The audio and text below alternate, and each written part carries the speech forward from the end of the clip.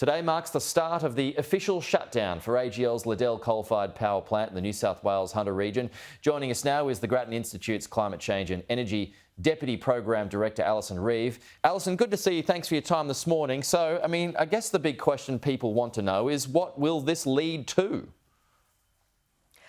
Look, I don't think we're going to see any big changes in how you and I use electricity or our experience of the energy system. You had, I think, Daniel Westerman on earlier today talking about the fact that the system is predicted to remain stable. We've got, plenty of generation that's come into the market already to replace Liddell. So really, I don't think we're going to see, anything big from the consumer point of view.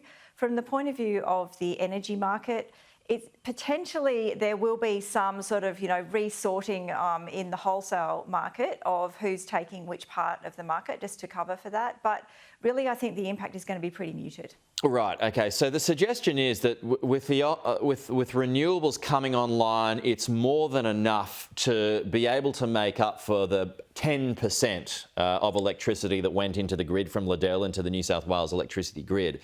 But given that renewables is unreliable, and I spoke to Matt Canavan about this yesterday. Is that enough to make up for that 10% loss when you're talking about renewables? Yeah, the amount that has come in is more than enough to cover Liddell's capacity. The other thing that is going to be coming online at the end of this year is the Tallawarra gas power station in the Hunter Valley, and then at the end of next year, the Kurri Kurri gas power station. So that will add some additional dispatchable power, which will be there for the times when the wind isn't blowing or the sun isn't shining. So really, in terms of the reliability of the energy system, the impact of Liddell exiting is going to be pretty muted. Right. We've known that Liddell has been going for about 7 years, so everyone's had a lot of time to plan for this and for the market to adjust. So do you expect a price bump at all when it comes to bills?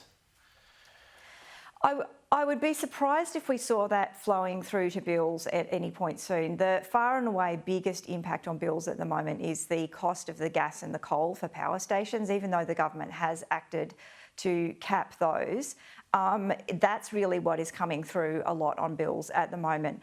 It's possible that you will see a very small wholesale price uplift in the days after Liddell closes, but that will probably wash out fairly fast. Okay.